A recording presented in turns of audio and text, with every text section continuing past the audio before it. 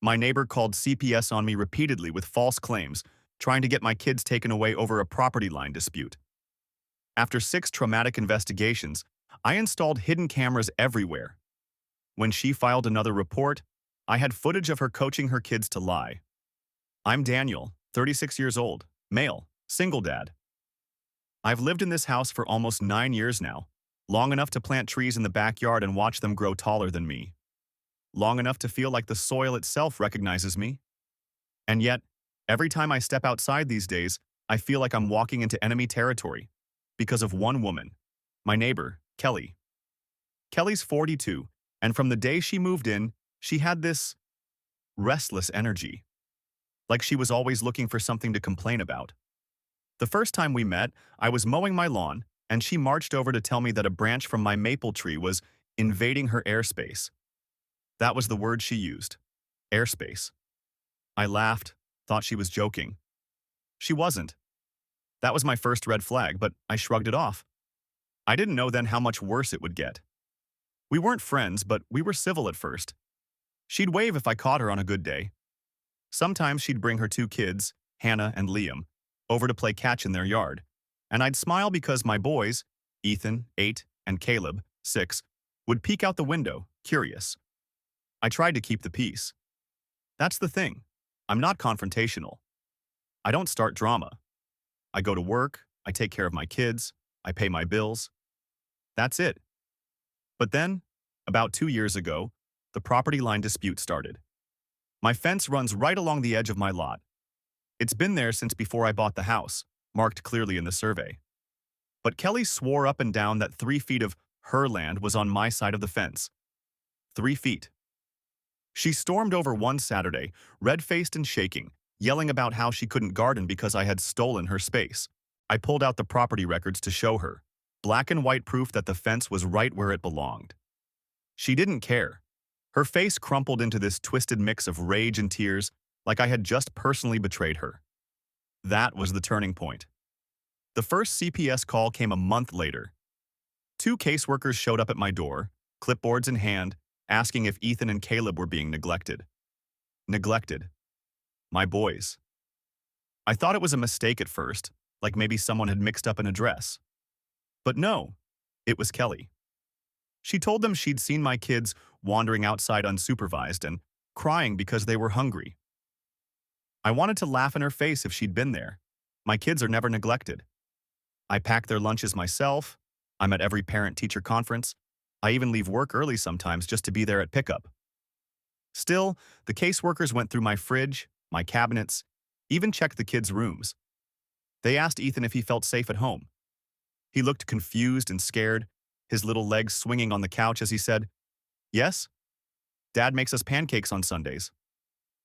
That moment gutted me, because I could see the doubt already creeping in behind his eyes. Like suddenly, he wasn't sure if his safe, normal life was safe or normal. That was just the beginning. By the 3rd CPS visit, I wasn't even shocked anymore, just numb. They kept showing up, each time with new claims. Bruises on Caleb's arms, from the monkey bars at school, loud yelling in the house, me trying to get 2 boys to brush their teeth before bed, dangerous conditions in the backyard, my shed door squeaks. Every time, I explained. Every time they left. And every time I could feel something in me cracking. Because how do you explain to your kids why strangers keep coming into their bedrooms, rifling through their toys, asking if Daddy ever hurts them? I knew it was her. I knew it from the way she'd smirk when I pulled into the driveway like she was waiting for me to break. And God help me, some nights I wanted to march over there and scream until my throat bled. But I didn't. I couldn't.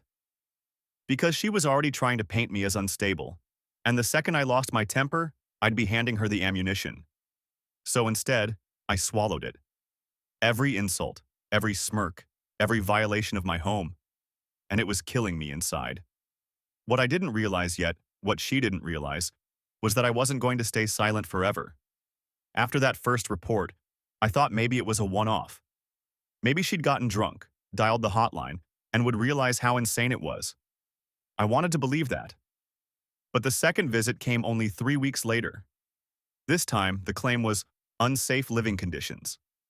The CPS workers walked straight to my kitchen and asked why my smoke alarm was disabled. It wasn't. The battery had chirped the night before, and I swapped it out that morning. They also asked about chemicals within reach of children. That's when I noticed. My garage door was slightly open. I always keep it locked. Inside, some cans of paint thinner and motor oil were pulled down from the top shelf. I didn't put them there. That was when it clicked. She wasn't just calling in reports. She was staging them. I started locking everything twice. Padlock on the garage, cameras on my doors. Still, the third time came. And this one hurt the most. She claimed I hit Ethan, that I left hand-shaped bruises on his back. CPS took photos. They made him lift his shirt while some stranger with a camera leaned over him. He was crying, asking, "Why do they think you hurt me?" I didn't even have words. The bruises? From flag football practice. I had the coach's email. It didn't matter. Each report left scars.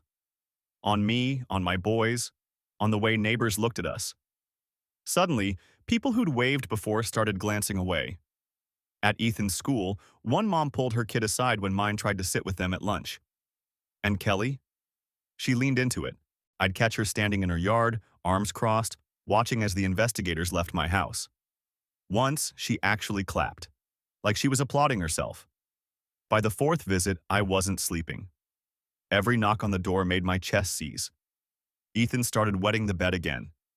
Caleb had nightmares about the clipboard people. I told myself I had to endure it for them. Stay calm. Keep documenting everything. But my rage was growing teeth. Then came the breaking point. Visit number 6. It was summer, hot enough that the air stuck to your skin. I was in the backyard with the boys when 2 CPS cars pulled up. Again, my stomach dropped.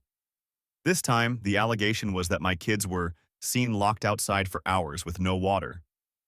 They walked back with me, looked at the cooler full of Gatorade sitting under the tree, the kiddie pool half full, the stack of popsicle sticks on the table. And you know what Caleb said to them? "Dad even made us sandwiches. Want to see?" He held up his plate like proof in a courtroom. I wanted to die on the spot, because my 6-year-old thought he had to defend me. That night, after they left, I sat at the kitchen table with my head in my hands. My boys were asleep upstairs, but I couldn't stop hearing their voices answering strangers' questions about me. I knew if I didn't do something, she was going to keep pushing until one of these reports stuck. And once CPS labels you, even falsely, it follows you. Jobs, custody, everything. That was the night I ordered the hidden cameras. 8 of them. High definition, motion activated, with night vision. I wired them into my shed, my garage, my backyard, even a birdhouse. If Kelly wanted to play dirty, I was finally done playing defense. And deep down, I prayed, begged for her to try again. Don't forget to subscribe. The cameras changed everything. For the first time in months, I didn't feel blind in my own yard. I checked the feeds constantly, almost obsessively. At first, all I caught was the usual: squirrels running along the fence, delivery guys dropping packages, Kelly standing in her driveway glaring at my house like it had personally insulted her. Then, one Saturday morning, I saw her cross into my yard. Broad daylight. She walked straight to my garage side door, pulled on the handle, then crouched down and stuck something underneath. I ran outside so fast I nearly tripped over Caleb's bike. She was already speed-walking back toward her place, pretending she hadn't just tried to break in. I found a half-empty beer can under the doorframe, placed perfectly so it looked like trash inside my property. That's when I realized she was planting evidence. A week later, the footage got worse. Her kids, Hannah and Liam, wandered near the property line. At first, I thought nothing of it. Then Kelly leaned down, crouched in their faces, and whispered something. Hannah crossed her arms, stomped over to the fence, and started shouting, "Help! We're locked out!" Liam chimed in, "We're hungry. Daddy doesn't feed us." My blood ran cold. She was coaching them, using her own kids to set me up. I didn't confront her right away. Instead, I waited. And the cameras kept catching more. Every couple of days, she'd stage something new, tossing empty bottles into my yard, nudging her kids to scream that they saw me yelling at mine. Once, she even filmed them with her phone, pointing at my house while they recited lines about being scared of Mr. Daniel. Meanwhile, CPS showed up again. Claim number 7. Children being verbally abused. By then, I'd stopped panicking when they knocked. I just opened the door, let them in, showed them my fridge, their rooms, their school reports, everything spotless. But inside, I was boiling, because now I had proof, and every visit was another nail in her coffin. The worst day came right before school started. I was grilling burgers in the backyard while Ethan and Caleb splashed in the kiddie pool. My cameras caught Kelly on her porch, phone raised, filming us. She zoomed in, waited for the boys to start roughhousing, then shouted, "Stop hitting! You're hurting him!" Loud enough for her phone mic to catch it. Ethan looked over, confused, hands nowhere near his brother. That footage broke me. She wasn't just calling in lies, she was manufacturing them in real time. That night, I sat Ethan down. My 8-year-old, wide-eyed and exhausted from weeks of questions he didn't deserve. I told him, "Buddy, sometimes people say things that aren't true because they're angry. But we know the truth, and we're going to prove it." He nodded, serious beyond his years. Caleb just asked if that meant no more clipboard people. I hugged them both and swore to myself I was going to end this.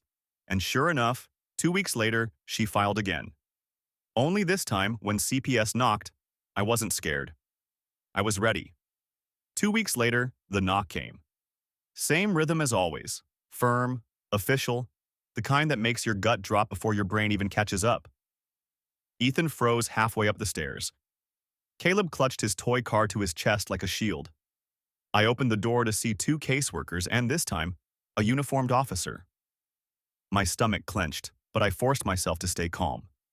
I asked what the allegation was this time. Children being left outside for hours unattended. Again, the caseworker said flatly. I didn't argue. I didn't defend myself. I just stepped aside and said, "Come in, I have something to show you." They looked around, checked the kids, who were sitting at the kitchen table coloring, snacks and juice boxes right in front of them, and then I pulled out my laptop. "You'll want to see this," I said. I opened the footage from just 3 days earlier, the timestamp clear. There was Kelly, leaning down to Hannah and Liam, whispering. Then Hannah's little voice, "Help, we're locked out," while Liam shouted, "We're hungry," both standing on their side of the fence.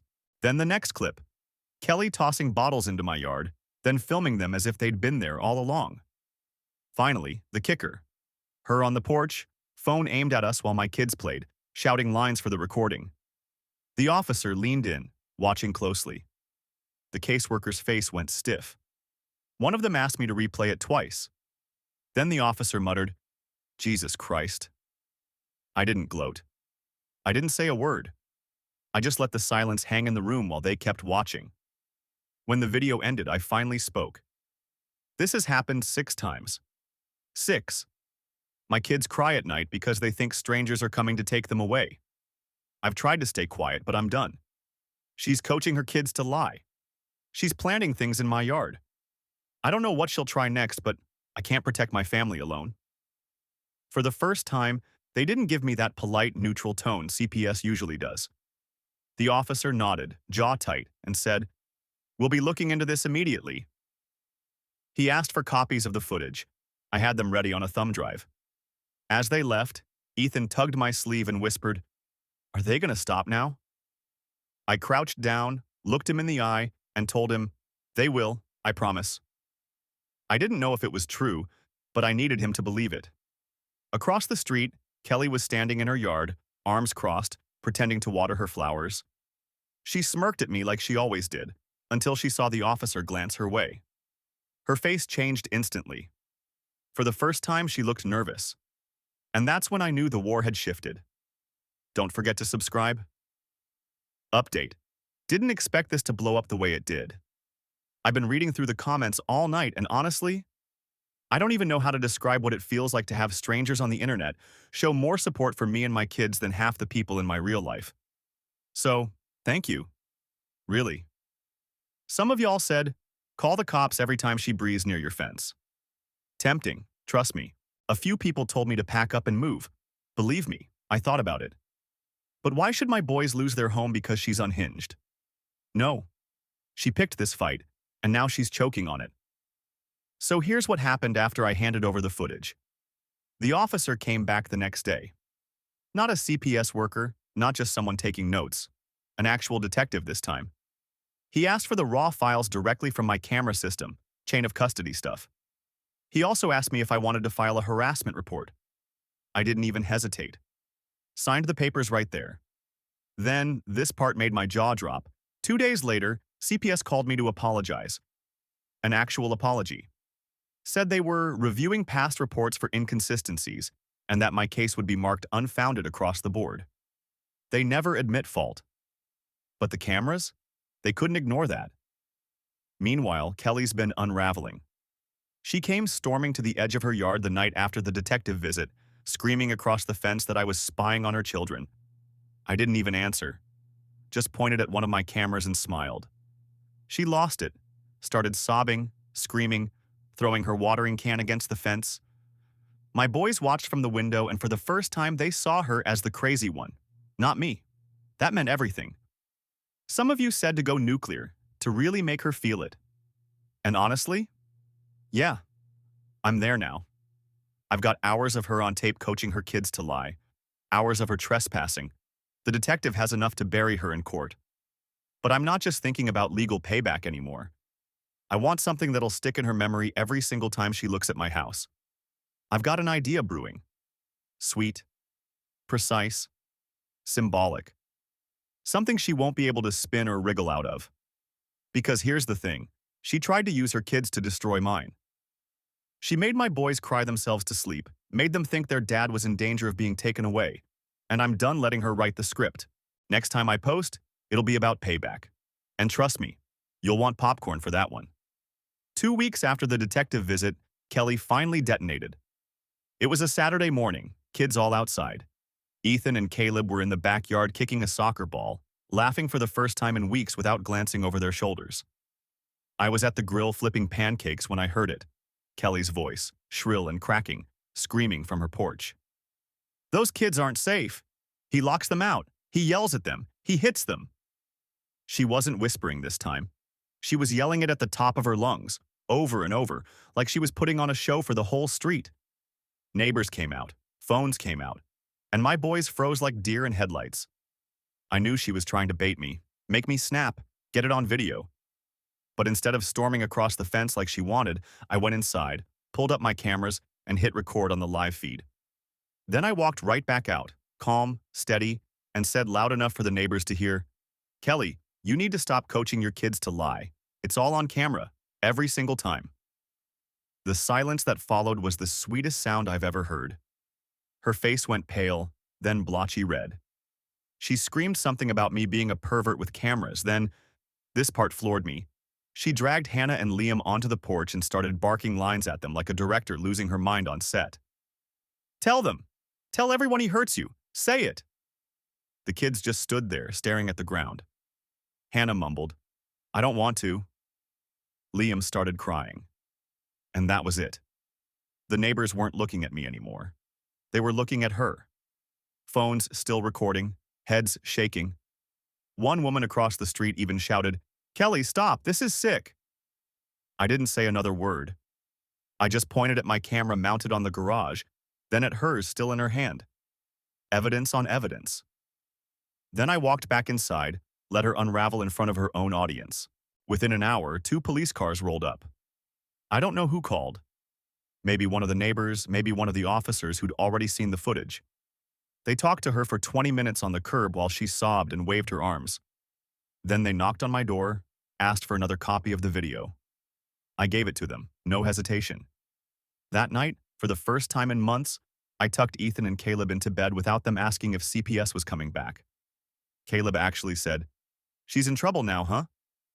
I kissed his forehead and told him, "Yeah, buddy, she finally is." And I wasn't done, not even close, because if she wanted public, I was going to give her public. If she wanted to drag my family's name through the dirt, I was going to make sure everyone in this neighborhood, in this town, knew exactly what she'd done. And the best part? She handed me all the tools herself. The meltdown on her porch lit the fuse. Everyone had seen it, but I wanted to make sure no one could spin it. So the next day, I burned the footage to a set of DVDs, labeled with timestamps, and dropped them in the mailboxes of every neighbor on our street. No commentary, no rant. Just raw, undeniable evidence of her screaming at her kids to lie, planting bottles in my yard, staging scenes for CPS. By sunset, my phone was blowing up with texts. Neighbors I barely knew were apologizing, saying they'd believed some of the rumors she spread. One even admitted Kelly had told her months ago that I was under investigation for abuse. That rumor explained the stares at school drop-off, the whispers at the grocery store. And now, it was dead. The real death blow came 2 nights later. Our HOA had its monthly meeting in the community center. Usually 10 people show up. This time, the room was packed. I didn't even have to say anything. Someone else stood up and asked why Kelly was trying to destroy my family. A few neighbors played the clips straight from their phones. The room went silent except for her kids' tiny voices saying, "I don't want to," while she screamed at them to perform. Kelly tried to defend herself. She stood up, sobbing, yelling that I was manipulating video and that everyone was against her. But nobody was buying it. The HOA president finally cut her off and said, "You've embarrassed yourself in this neighborhood. Consider this your notice. One more stunt, and we'll pursue legal removal through the board." She stormed out of the meeting, slamming the door so hard the glass rattled. And just when I thought it couldn't get better, the detective called me the following week. He said the DA was reviewing charges for filing false reports and child endangerment. Child endangerment. Because she dragged her own kids into this circus. When I hung up, I sat there in my living room, the boys asleep upstairs, and felt this strange calm I hadn't felt in months. Not happiness, not victory, just relief.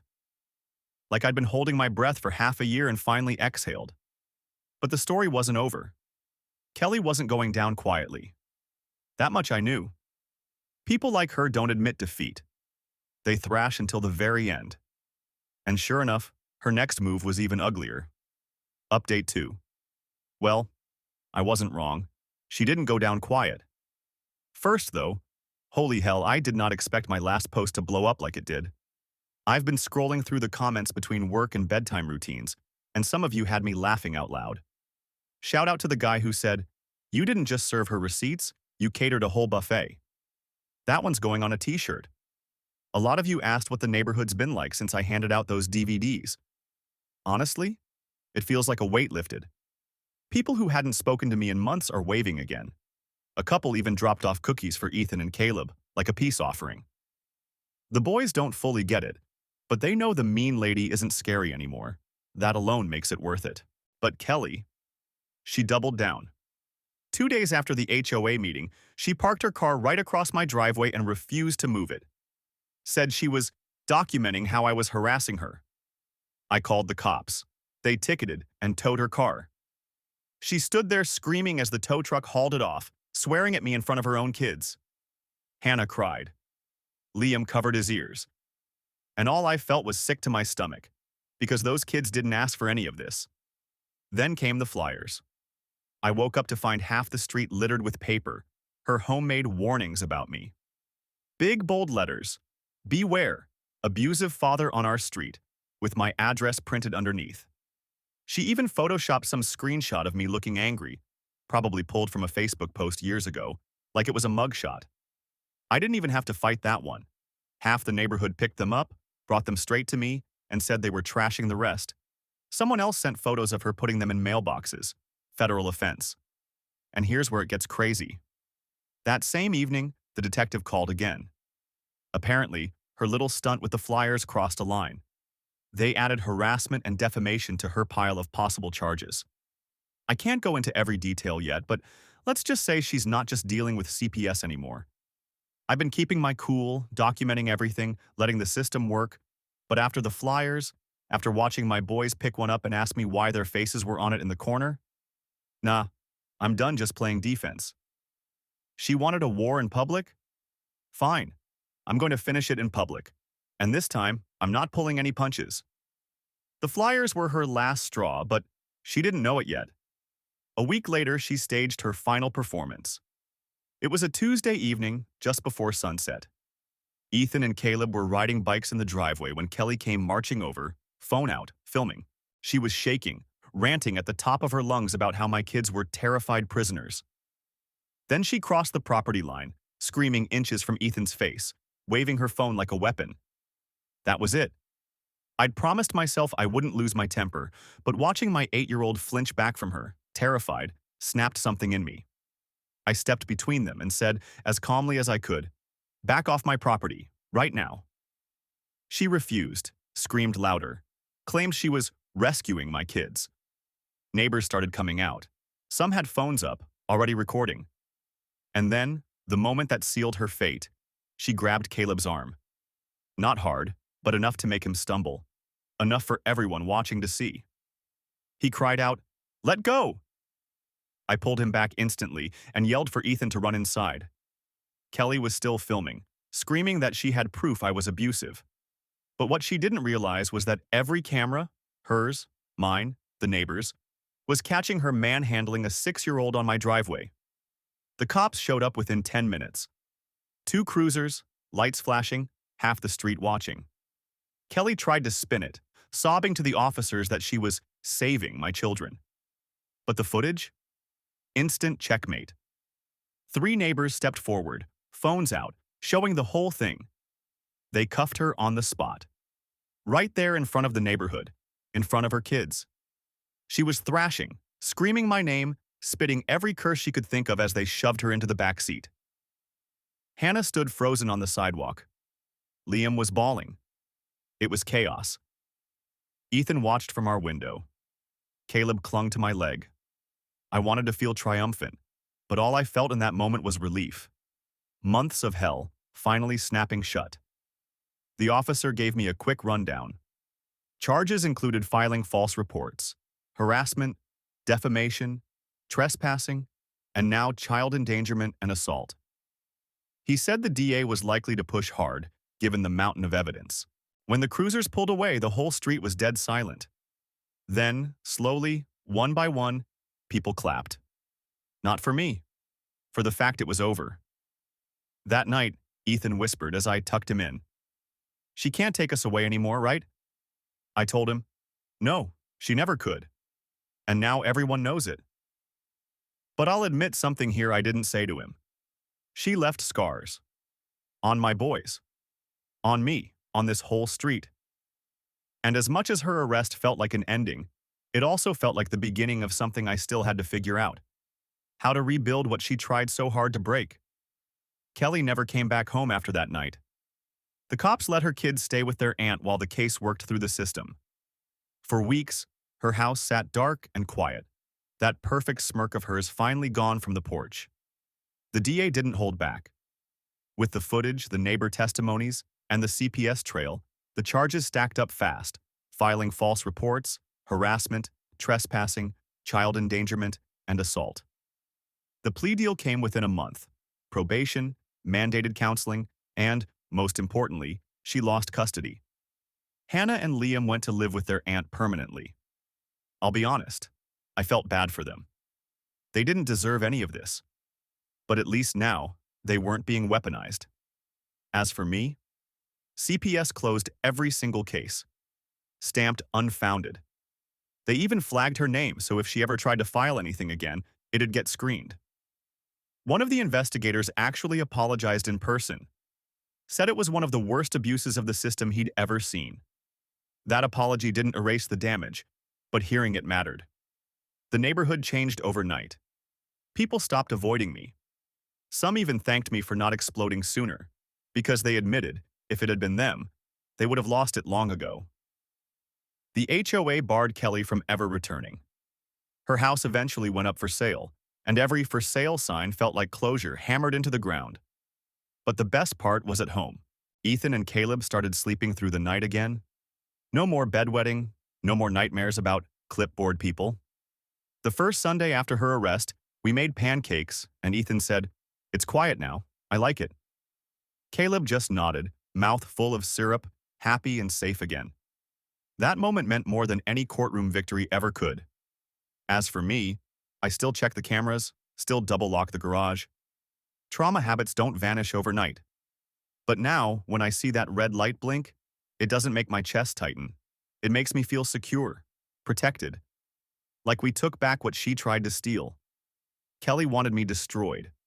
She wanted my boys taken away. Instead, she lost everything: her reputation, her custody, her power. And she'll live with the fact that the whole neighborhood watched her implode, not because of my word, but because of her own actions on tape. That's the sweetest revenge there is. Not just winning, but letting someone bury themselves with the same shovel they tried to use on you. And now, my boys and I finally get to live again.